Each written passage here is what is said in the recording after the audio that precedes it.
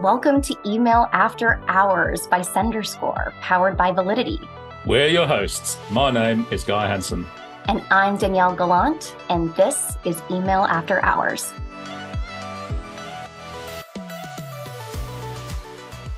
In today's episode, we are unpacking the intricacies of email testing, and we mean thorough testing. We are moving beyond the basic A/B splits to explore more holistic methodologies that yield truly meaningful insights.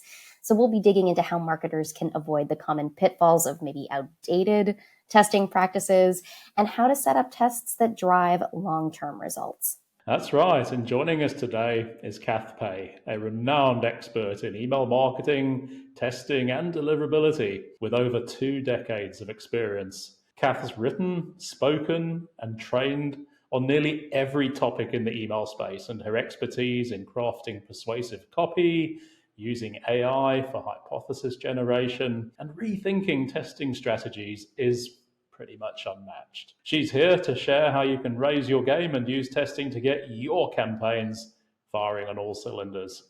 Welcome to the show, Kath. It's so great to have you here on Email After Hours with myself and Danielle. Well, thank you both for having me. I'm very, very excited to be here. I've been a long-term fan and follower. So if you could rewind to 2004 and compare the email ecosystem to what it is now in 2024, what's the biggest difference, or maybe would have been the most pivotal changes? Gee, I don't know if I can designate just one, but I would say definitely deliverability, right? Completely chalk and cheeks. Segmentation, personalization, also, back then it was literally batch and blast. And I think also we are becoming more customer-centric. Whereas again, it was all about the brand. Just we need to sell this, so we're pushing this out. I would say they're probably the 3 key ones. I'm glad to know I've been harping on all the right things then. But sort of starting off today's conversation, I'm going to bet that every email marketer is familiar with A/B testing and perhaps even multivariate testing. But you've been a passionate advocate for holistic testing, which goes far beyond those other principles, almost so much so that you've even named your business after the principle. So what does holistic testing look like in practice, and what makes it different from traditional A/B testing? So let's get this straight. I don't believe that in email marketing, the majority of us are doing it right in the first place. We're doing what I would call ad hoc testing. No hypothesis, no retesting, no repeatable tests, using wrong metrics, all the rest of it. Holistic, of course, corrects all of that. So we use hypothesis, we do meaningful tests using meaningful success metrics. We go beyond that 10-10-80 split, which really can only be used with open rates. Any other metric needs a longer period of time to settle in. So beyond all of that, and there's a lot more differences as well, it also gives you the ability to be testing not just for the immediate uplift, right? But it tests for beyond, for learnings, for insights.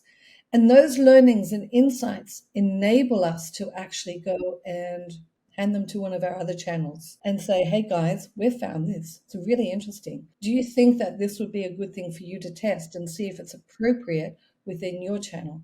So whether it's paid media, whether it's Google Ads, whether it's social media or anything like this, or landing pages, because a lot of what we do within holistic testing is really going beyond that, the factor testing. Should we do a red call to action or a blue call to action? And a subtle little word change.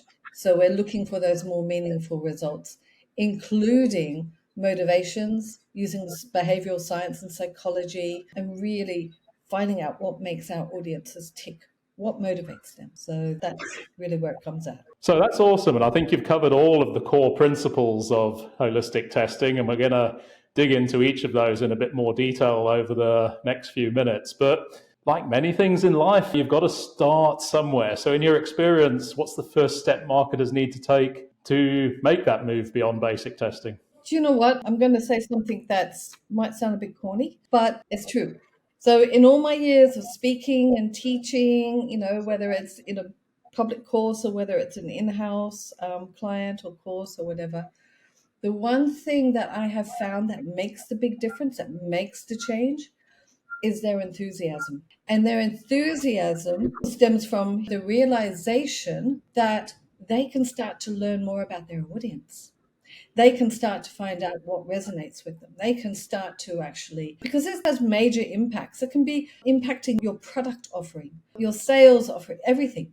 So they start to get excited. So that enthusiasm, that passion, that excitement is one of the things that I think is a key factor for just initiating change. And then everything else follow. I don't think that's a corny answer. I love that answer because I feel like it's the same thing on the deliverability front. No, we just want to get something out the door. No, we don't really care. We're going to blow past it. We're going to ignore this block listing, whatever it might be. But having that like curiosity and that enthusiasm. So I love it. Now, obviously, there are things that we need to set the stage, right, for more meaningful tests. And I find that often there are some commonalities in what marketers tend to overlook when they approach testing or even changing the way that they test. What do you find are the most common things that marketers are overlooking? One of the most common one is not using a hypothesis, right? It's just because, and they've almost dumbed it down and simplified it to the point where all we ever do is subject line test. And all we're going to do is let's try A versus B. And sometimes it'll be a big change, and other times it'll be a small change. And it's really just looking at the phraseology being used, maybe the order of the words, flipping them around, whatever the story is. And that is a big mistake. Second one that I would say is huge, probably on par, is using the wrong success metric. So testing for the wrong, right, the wrong factor. Again, going back to subject lines, we tend to go with the open rate because it's logical. But if you were to, and you can do this easily, that's what I call the litmus test, right? If you were to go in and look at your, say, pull out the last 10 campaigns based on the highest open rates of your subject line, of your campaigns, then the next one on your click-through rates. So you do the same, 10, 20 campaigns or whatever for the same period. Then you go and pull out the same period, the 10 or 20 campaigns that you want based on conversions, and you're going to find there's very little overlap. So looking at those facts, then you are actually basing everything on your optimization of your campaign, of your program, everything, your learnings, your insights based on the open rate, then you're probably doing your business a disservice because you're optimizing for the wrong metric. And so this is where things get a bit scary. I think those are some really great points. I think it also sort of overlaps with my next thought because we often find in conversations with senders that their testing practices are often a bit outdated, especially given that, email continues to change, new industry standards, new best practices, new laws. Do you find that? What are the sort of most entrenched misconceptions that marketers hold on to when we're talking about testing, and why do they continue to prevail? Yes. So that answer is actually really easy. It's because we've never been taught how to do it properly in the first place, right? We have the email channel itself. Most email marketers have not been taught how to test scientifically. They've been taught to test by their email service provider, which provides them with it originated with an A/B split subject line test tool based on open rates. And then suddenly a couple of ESPs threw in click rates. Ooh, how exciting, right? But no hypothesis, no teaching, no learning, no anything like that. If you go and do a search for testing, out of all the percentage of learnings, insights, documents, teachings, everything within the industry, A/B testing has got like the least. There is a huge problem here. There really is. That's why we've got disconnect. That's why everyone basically is trying to test. And I do know, and I'm not saying it's the market's fault.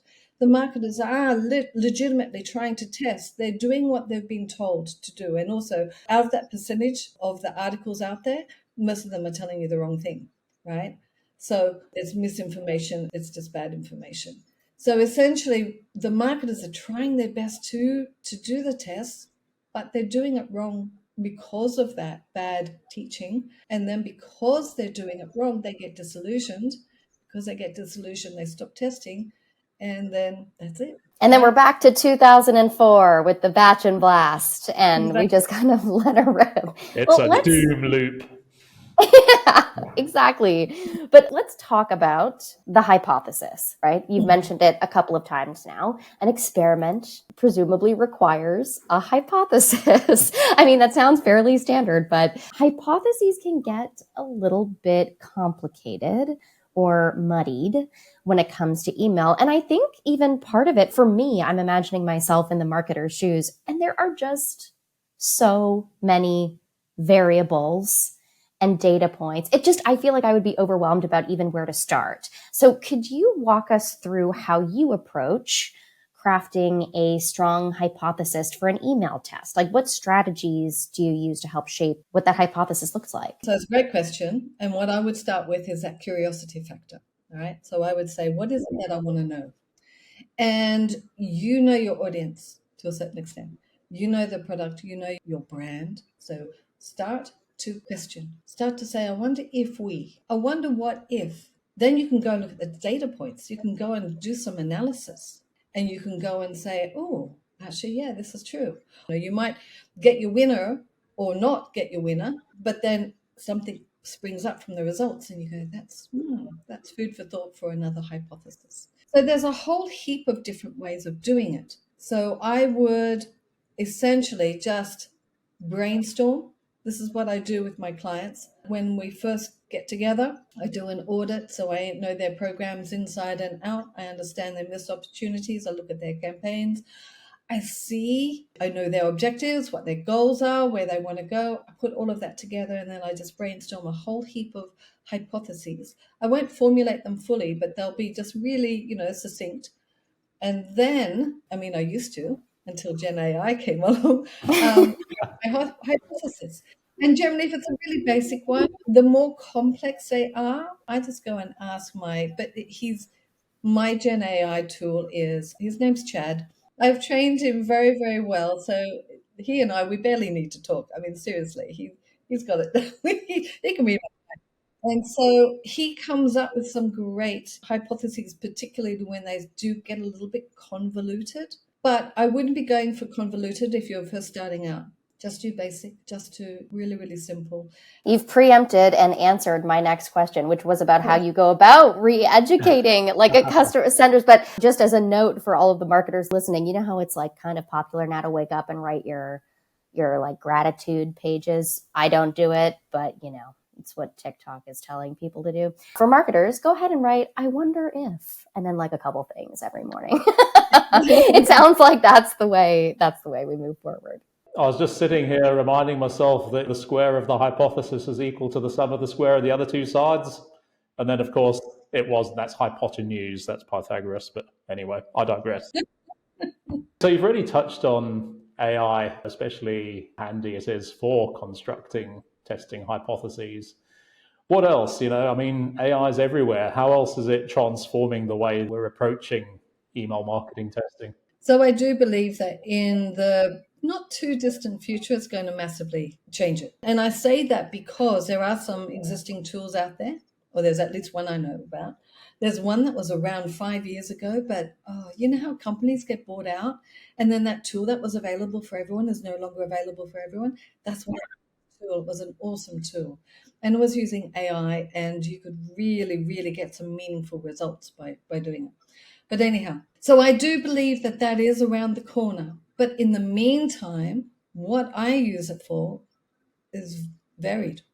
So yes, hypothesis, writing the copy, particularly if we're talking about, and I've gone and done a couple of presentations and articles on this recently also about using the behavioral science, cognitive biases. It's always going to give you the first version, right? So the first draft. It's not going to be the end result. I use it also for splitting the data because we do 50-50 tests and you need to have the data so that you can't just get a list and then cut it in half. It can't be like that. So it will go and prepare the data for you. I use it sometimes for analysis as well. And not because I can't read the results, but because sometimes it can read more into it and it can be questioning, particularly if you give it a really solid brief and it understands past history, past campaigns, and everything as well. So you can start doing that. And then, of course, because we're doing holistic testing, the very end, I just say, hey, listen, Chad, give me some ideas of how we can now go and implement or go about using these insights within email, within social, within the landing page and everything. And he just goes and comes out with a whole of these wonderful ways that we can be doing it. Of course, all of this stuff I used to do, I have done, I can do, but it makes life easier. So that's what I'm doing at the moment with Chad. I think you've also given us a brand new icebreaker question for all of our future interviews, which is, what would you name your AI buddy who's going to help you with all of your email marketing needs? So noted. You mentioned before that there are ESP tools, like kind of out of the box mechanisms that marketers can leverage to perform testing, right? Often that's A/B testing. So for example, ESPs will determine a quote unquote winner or a version winner based on whether A or version B gets more opens most quickly. But again, you've advocated for testing with a longer lens, right? A longer term view. So what are some common traps that marketers fall into when they focus on those short term metrics? How can they start to look back at some of those long tail results? So one of the main ones is, like I said previously, if you're using open rate to determine the success of to qualify your winner, you could, unless you're a publisher and you're rewarded on opens, right? If at the end of the day that campaign is actually selling something, or it's got bums on seats or downloads or something like that, you could be optimizing it wrongly. Okay. And that, I think, is a huge motivation once people clue on that that is the case. So what you need to do is just, if I go back to how it works, okay, so with inverse pyramid, we're going to get the most people opening up. And that's why everyone loves the open rate, because the majority, so it's easier to achieve statistical significance. Then we've got the click-through rate. So in the middle there, right, we've got the click-through rate. We've got fewer people, but you can still, if your sample size is big enough, you can still achieve statistical significance fairly easily. Then we've got the conversion rate. The conversion rate is obviously a lot smaller, right? And it's at the very bottom of the inverse pyramid. And so what that means is that it's harder to achieve statistical significance for, which means you really have to make sure that you've got the right sample size, the right amount of data that you're using within that test. And not only that, the click-through rate and the conversion rate, they happen at a longer period than the open rates. The 10, 10, 80, which tends to be the natural with the ESPs, is perfect for testing subject line using open rates, because give it a couple of hours and you've got enough open rates there to actually be able to designate who the winner is based on open rates. But click through, you're not going to get the winner. You're not going to get a statistically confident one, because not everyone, clicks take longer to come through, right? They might open it, they might see it, but they might save it for later. I'm going to sit down and read that article. I want to register for that, but I haven't got the time yet. I'll save it for later, whatever the story is, right? And also lots of analysis, and you can do this in your own data as well. We tend to have fans. Each brand has its fan base, and they're the ones that are going to be first opening, but they mightn't be actioning it. They mightn't be buying it. They just really love to see your products. They love to read what you're saying, whatever the story is. So they're not the right people to be basing a decision on, particularly when we're talking about things like conversions, because they're loyal whatever you do. So they're going to be opening regardless of what version you're going to send to them. Whereas when we're talking about conversions, that needs a longer period, an absolutely longer period. Now, so for us, when we're doing ours for holistic, we will wait 7 days. Now, I had a client who used to just report, because they were sending a campaign every 4 days. So they would report every 4 days. They would cut off the end of their campaign and cut off their campaign and start reporting on that. And I went and did the analysis, and I found out that they were losing out like 158% of conversions Yeah, it was crazy. And that all comes down to attribution. It's another topic for another day. Attribution and everything like that. But we tend to do the same with testing. We just cut it off. We'll just say, oh, 4 days will do. But if the majority of your purchases or your conversions happen within a 7-day, 10-day, 14-day period, then you should be leaving that test to run for that period if you're using conversions as your success metric. So this is where I'm getting at, right? So you need to understand what period, because they will all, it goes like this, up, up, up, and then it will get that little tipping point and then start dropping down. And that dropping down bit, that's the long tail. But we still want to keep this part, and we want to make sure that we've got the majority of the people included in the test, because that's really crucial. And of course, that's going to give us the more robust, more likely to be statistically significant results as well. And in a similar vein, Kath, we're probably all a little bit guilty of, even when you do run a test, you've probably got a prediction in your own mind of what you think the outcome's going to be. Sometimes you get surprised that the outcome is absolutely unexpected. And, do you come across that? And when you do have those unexpected outcomes, how do you encourage senders to embrace these learnings, especially when they're contradicting conventional wisdom? Yes. Well, and I think this is one of the reasons why people are fearful of writing a hypothesis, because you usually have to put your foot down and say, okay, I believe. That's how a hypothesis is formed. I believe that loss aversion is going to deliver more clicks than curiosity. And we were wrong. Also, when you're writing the hypothesis, you always say because. Now, the reason why we thought it was because people don't like to miss out. That loss is really, really deep within us. And so we went, okay, so that's going to win against just being curious. But it didn't.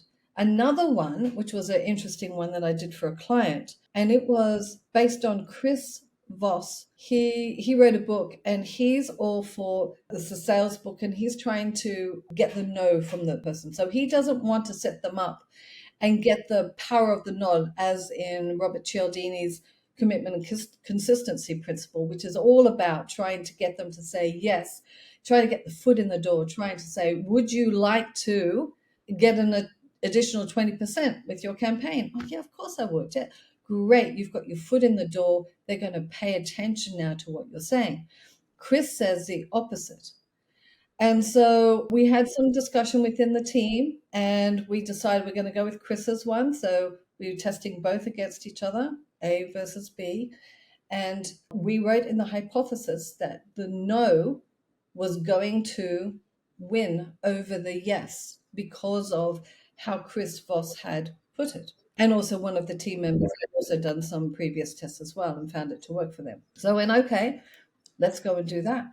And the power of the nod, Robert Cialdini's commitment and consistency principle won big time. Gave them 17% more uplifts in leads. Just to be clear, we're talking about Chris Voss, like the FBI agent. Is that the Chris Voss? Oh my gosh. Guys, we are bringing together my two loves today, which are email and true crime. Those results speak for themselves, right? 17%, like that's quite a thing. Even if marketers have a holistic testing strategy in place, if they've got their hypothesis, audiences change, behaviors change. Like a test from 4 years ago wouldn't necessarily produce the same results if it were performed today. So the reality is that learnings from tests have a shelf life, presumably. So kind of a two-part question for you here. How often should marketers be revisiting a specific test or result, I guess, from a test? And then do you have any examples of the same test performing very differently at different times? If you think about it, we've just had the US elections. What a test that you ran 3 weeks ago could be completely different to one that you run in another 3 weeks. Completely. Because the economy, outside factors like that, we've just had the UK budget in the UK. Again, that will make things change because it's changing the people, their budget, their feelings, their availability to, do things, everything like that. So absolutely, it needs to be tested. But I think my main takeaway for this is understanding all of that you need to be reporting on your tests. You need to write it down, and then you can flag and say, do you know what? This one we need to test in 3 months. We need to test in 6 months, or we can give this one a year. Or if such and such changes, or something like that. Assuming that everything goes according to plan, then we can leave it run for another 12 months. So you need to just have that. And you can't do that if you don't have it written down. And that's where I find the big problem is. I agree. As we start to wrap up today's conversation, sort of a sort of more future-focused question, because I think we all spend some of our time gazing into our crystal balls and trying to predict what the next big thing is going to be in the world of email marketing. Do you have a prediction? And especially through the lens of today's conversation, do you think there's any ways that email marketers can actually use testing to make sure they're ready for whatever it is when it happens? Do you know what? I'm going to say this, right? I saw testing take off big time with Phrasey because it was a tool. It was done for them. It made life easier. I don't know if I should say this, but I didn't agree with the methodology because it was based on open rates, all right? But it made it sexy. So definitely true. That's it. Email marketers love things that make their life easier and sexy. And also, let me tell you, it's so much easier to get buy-in for a sexy AI tool than it is for another body in your office manually creating A/B tests. So I think with the AI tools, testing tools around the corner, absolutely. I do believe that it's going to have, I can't even say renaissance. It's never had the first. It's going to finally see the light of day, shall we say. But again, at the same time, you still need to know the fundamentals. You still need to be, doesn't matter what tool you're using, you still need to be the director of that particular test, and you need to understand it and put everything together and brief your tool and whatnot, right? So it's not just taking everything off your plate. You still need to have that knowledge and experience, I would say. And that then brings into just Gen AI altogether as well. I think is going to, there's a lot of people who are going, oh no, it's a fad. I don't know. I don't know that it is. Right. And before I ask the last question, which I promise will be a fun one, you had me thinking with this answer about not only the way that AI is being leveraged by marketers, but now the way that mail clients and mailbox providers are using AI too. Like right before we recorded today, I just got off a call where we were walking through the changes to the native mail app that come with iOS 18, and like marketers aren't writing, not that everybody was testing pre-headers or whatever, but they're not writing, like they're going to create those pre-headers for you.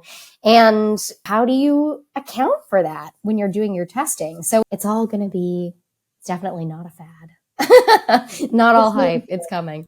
And it really means that we have to, I've spoken a lot about those new features as well and written about them and everything. And it just really means that we as marketers need to have our finger on the pulse and understand as much as possible and be prepared, be versatile, be flexible, and not be sort of stuck in our ways. Yeah, I think that, going along with all of the scientific testing that marketers haven't really been trained to do, objectivity, right? Being objective and making sure that you can actually stay on the pulse. Anyway, as we wrap up, Kath, I do have a light question just before we close out the show that I'm hoping you'll give a good one for us because we've been laughing a lot today.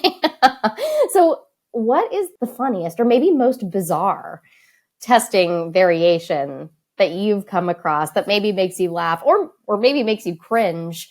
Is it something that marketers are still doing today, or it doesn't really make sense? I just love to hear what your testing horror story sounds like. Well, I do actually, I still get a lot of emails from past employees because they were helping and everything like that, and they signed up to some really interesting things. So I get them. So often I can see straight away when A/B test is being conducted. And some of them are very, very interesting, including, this is a cringeworthy one. This is literally the same words, just flipped around in different order. And it's a short subject line in the first place. So it's not as though it's an intent. And they're hoping to get a robust response and difference. People need to understand that statistical significance is dependent upon how different the changes are.